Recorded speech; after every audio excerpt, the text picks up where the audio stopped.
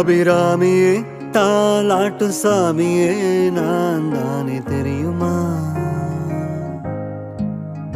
சிவகாமியே சிவனில் நீயும் பாதியே அது